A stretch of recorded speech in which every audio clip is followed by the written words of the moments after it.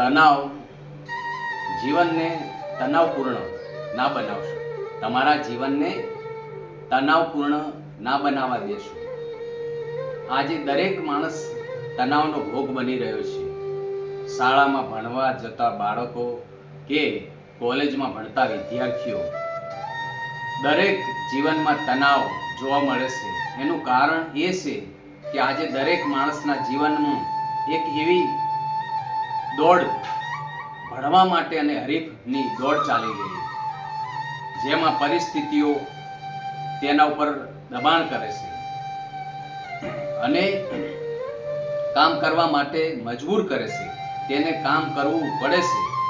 જો તે કામ ન કરે તો તેની ઉપર કામનો વધુ ભાર હોય છે. એના જ કારણે તે જીવનમાં તણાવ પેદા થાય છે અને તેના જ સ્વાસ્થ્યનું નુકસાન કરે છે. આજથી જીવનમાં તણાવ માણસને આગળ વધવા માટે ધક્કો મારે છે, પરંતુ તણાવ જરૂર કરતાં વધી જાય તો અનેક ઘણી સમસ્યાઓનું કારણ બની જાય છે. એમાં પહેલી સમસ્યા સ્વાસ્થ્ય એટલે કે પોતાના શરીર ઉપર થાય છે. સંબંધોમાં ગડબડ ઊભી થાય છે અને જ્યાં માણસ કામ કરે છે ત્યાં તેની અસર થાય છે. કેટલાક લોકો તણાવનો સામનો કરે છે તો કેટલાક તેની સામે હાર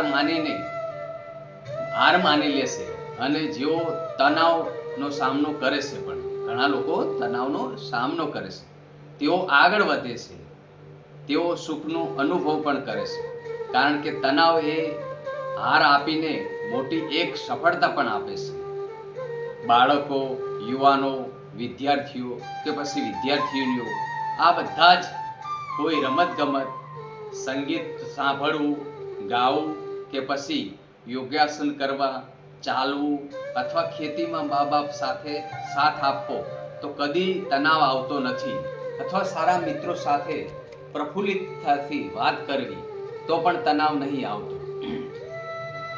જેમ કે બાળક ગણિતની સમસ્યા હલ ન કરી શકતો તો તેને તણાવ પેદા થાય છે. તેને નિયમિત હોમવર્ક ના કરે એટલે કે લેસન ના કરે તો પણ તેને તણાવ પેદા થાય છે. તણાવમાં અનેક કારણો છે. એમાંનું એક કારણ એ છે કે પોતાનું કામ પરિણામ કેવું આવશે. જેમ કે ખેડૂત ખેતી કરે છે ત્યારે એમ થાય છે કે વરસાદ આવશે કે નહીં આવે, અને જો વરસાદ વધુ આવે તો ખેતી બગડે તો ખેડૂતને પણ તણાવ પેદા થાય છે. આપણા આ વિચારો સકારાત્મક બનાવવાના જરૂરી છે તો તણાવ નથી આવતો. લોકો તણાવથી, બીપીના ડરથી મીઠું ખાવાનું છોડી દેશે અને ડાયાબિટીસથી ગળ્યું ખાવાનું છોડી દે તો પછી ભગવાનના ડરથી ખોટું કરવાનું લોકો અથવા નીચા દેખાડવાનું કેમ છોડતા નથી. કડવું છે પણ સત્ય છે અને સાચું છે. ભગવાનથી જરૂર ડરો. સુંદર સંદેશ. કોઈને નીચું બતાવીને પોતે મોટું બનવાનો પ્રયાસ ન કરવો. કારણ કે વૃક્ષ જ્યારે ફળ આપે છે ત્યારે હંમેશા નમ્રતા અને વિવેકવાળું અને ઝૂકેલું લાગે છે. તો જ એ વૃક્ષ નમ્રતા અને વિવેક અને ફળ આપે ત્યારે એ ઝૂકેલું હોય છે. એટલે કે અહંકાર માણસને એકલો બનાવે છે અને નમ્રતા દિલોમાં સ્થાન આપે છે. જય માતાજી. રાધે રાધે.